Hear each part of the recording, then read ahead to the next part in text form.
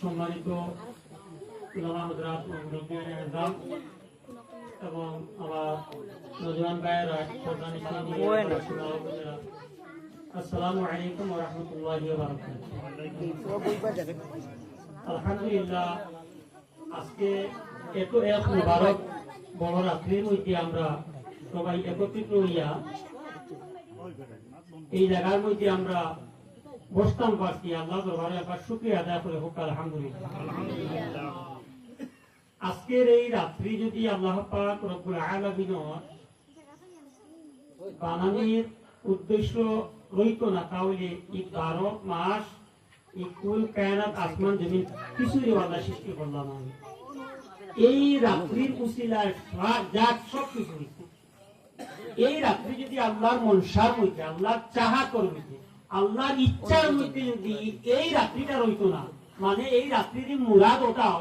যে মায়ার নবীদের যদি আল্লাহ পাক রব্বুল আলামিনের পাকানি বানানি কান মকসুদ হইতো না, মনসা হইতো না, তাহলে কুল কায়নাত আসমান জমিন কোনো কিছু আল্লাহ সৃষ্টি করলাম না। সুবহানাল্লাহ।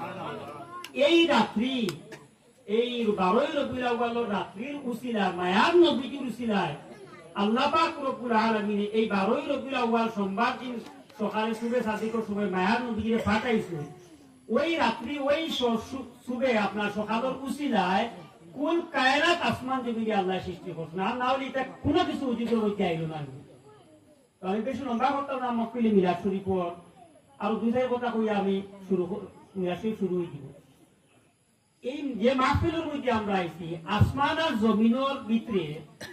মিলাদ শরীফের মাহফিল থেকে আর বড় মক্কিল হইতে পারে না। আর হচ্ছে সুবহানাল্লাহ। আমি বুঝিয়ে দিয়া আল্লাহ পাক রব্বুল আলামিন ফরমাইছেন কুরআন শরীফের সূরা ইউনূসের 58 নম্বর আয়াত, আউযু বিল্লাহি মিনাশ শাইতানির রাজিম, বিসমিল্লাহির রহমানির রহিম। কুল বিফাদলিল্লাহি ওয়া বিরাহমাতিহি ফাবিযালিকা ফালইফরাহু ইলা আখিরিল আয়াত। সাদাকাল্লাহুল মাওলানাল আযীম। আল্লাহ এই আয়াতের মধ্যে ফরমাইছেন, কুল, ও আমার বন্ধু আপনি হইয়া দরকার, তারা যখন আমি আল্লাহর তরফ থেকে কোন ফজল এবং রহমত পাইবা,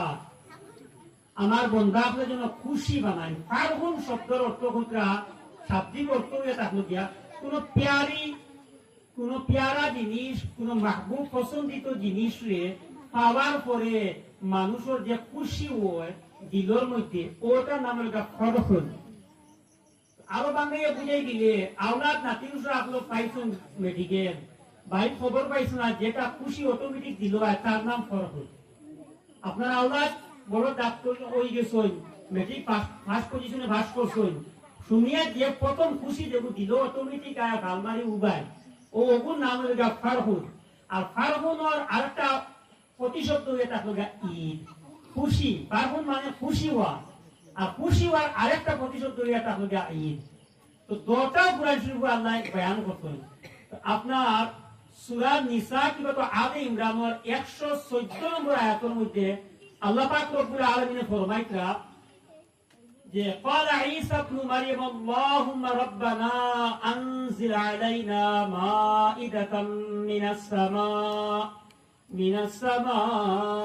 সামাই তাকুলু লানা ঈদান লিআউয়ালিনা ওয়া আখিরিনা ওয়া আয়াতাম মিন্কা ওয়ারযুকনা ওয়া আনতা খায়রুর রাযিকিন। ক্বালা ফরমাইতরা হে ঈসা ইবনে মারইয়াম,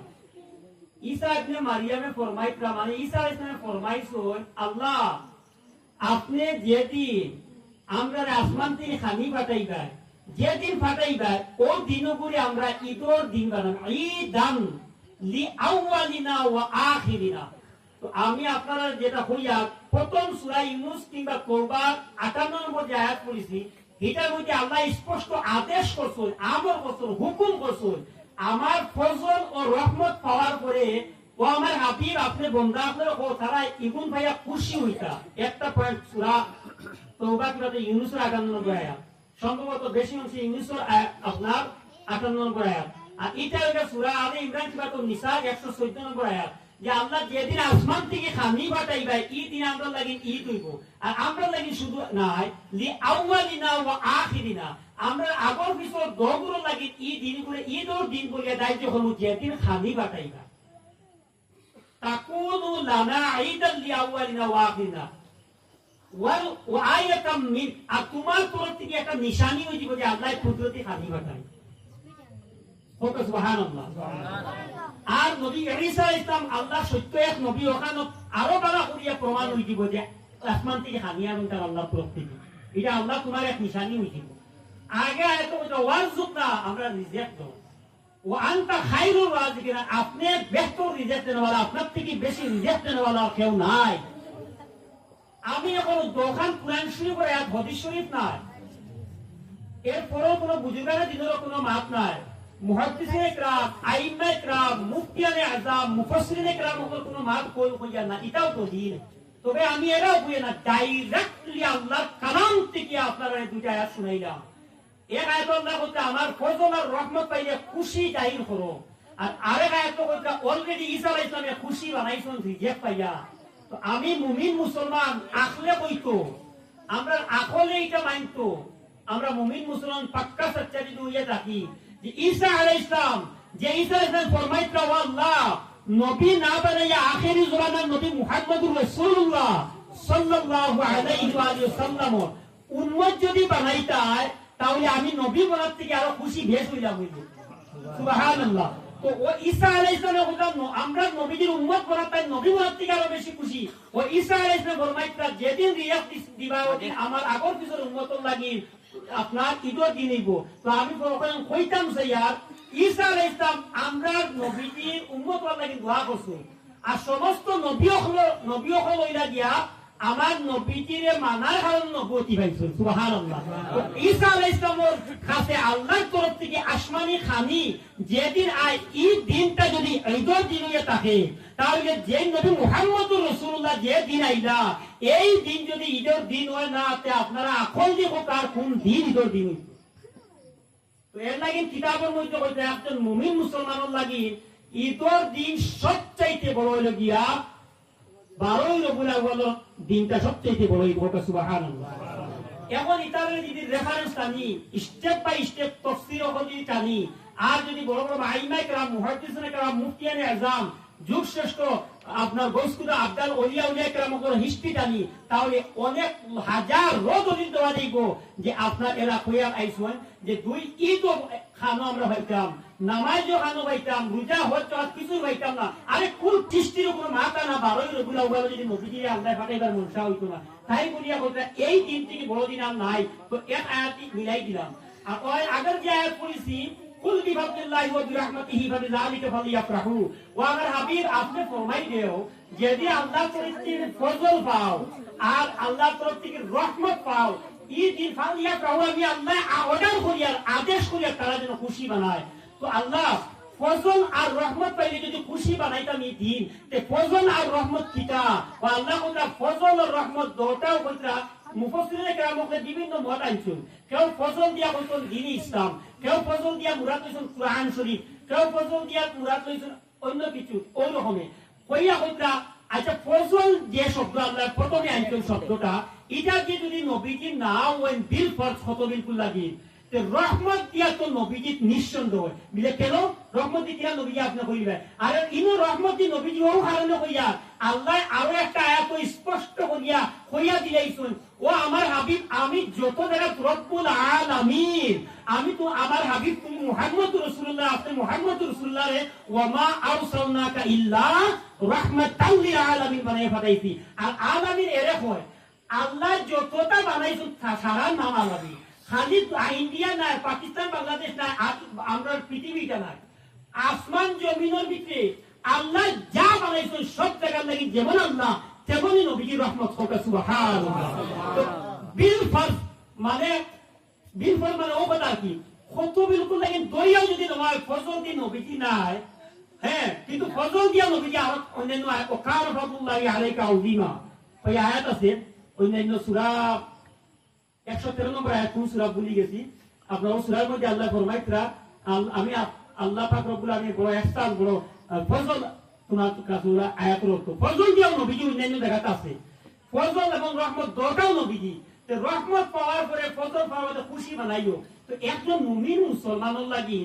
আশিক নবীজি আশিকর লাগি ফজল রহমত দরকার নবীজি আর কিন্তু রহমতি নবীজি ওমা আরসালনাকা ইল্লা রাহমাতাল লিল আলামিন পরিষ্কার আয়াত পৃথিবীর জমিনে কোনো মায়ের সন্তান নাই যে নবীজির রহমত নাই এখানে হইতে পারতো না নবীজির রহমত নাই এখানে কেউ না হতে পারতো না নবীজির রহমত আল্লাহ ঘোষণা করেছেন যত জায়গায় আমি আল্লাহ রব্বুল আলামিন তত জায়গা তুমি রহমতুল লিল আলামিন তো রহমত দিয়ে নবীজি রহমত আর ফজল ভাইলে খুশি মানাও এখন ফজল আর রহমত নবীজি হই তাহলে এর থেকে আর বড় খুশি মুমিন মুসলমান আর কিচ্ছু হইতো না তাই বলি আমরা 12ই রবিউল আউয়াল ঈদে মিলাদুন নবীর আল্লাহর আদেশ মানিয়া আমরা জশ্নে জুলুস করি এই দিন খুশি বানাই হ্যাঁ এই খুশি বানাইতে গিয়ে আবার আল্লাহ অন্য আয়াতের মধ্যে কইতা ইন্নাল্লাহা লা ইউহিব্বুল ফারিহিন আয়াত আসেনি আর কমা قال الله تعالى في القرآن المجيد আমি খুশি করতে वाला আপনারে আল্লাহ পুরা বালা ভাই না এই খুশি নবীজির আগমনের খুশি আর হাসি ফুর্তি মজাক মৌজ মস্তি মেলা যাওয়া মৌজ মস্তি করা আমার ভাই আপনার ভাই একটা অনুষ্ঠান লাগে মৌজ মস্তি ওটারে আল্লাহ পছন্দ করেন না যে দুনিয়ারে অগ্রাধিকার দিয়া আল্লাহর ইবাদত করতে বন্দেগী ভাওরিয়া আর বিয়া শাদী আপনার বিভিন্ন অ্যাঙ্গেলে মানুষে খুশি করে এটা খুশিরে আল্লাহ বালা পাই না আর আরেক জায়গা কইতা আমার ফজল আর রহমত পাইলে খুশি করিও তোমরা দৈন্য হইও তোমরা খুশি যাই করে আমি আল্লাহ খুশি যে আমার ফজল রহমত পাই আমার বন্ধু এখন খুশি হইছে তো খুশিরে আগলাইয়া দিছ নেক কামর খুশি এটা আল্লাহর আদেশ আর বুড়াই মধ্যে কোনো খুশি নাই বরং খান্দো আল্লাহ পুত্রা বেশি খান্দো হাসো এটা বুঝা লাগে কিন্তু যাই হোক তো লাস্ট কথাটা কইয়া আবু লাহাবের সামনে আল্লাহ পাক রব্বুল আলামিন কুরআন শরীফের আয়াত নাযিল করেছেন তাকবাত ইয়াদা আবিদা হাবিওয়াতা ইলা আখির আয়াত কইতা আবু লাহাব তোর পাও তোর বউ পাবি মা সব কিছু ধ্বংস তুই খেলে আমার নবীজির উপরে আঙ্গুল উঠাইবি আমার নবীজির খেলে একটা মারতে চাইবি তোর সব কিছু ধ্বংস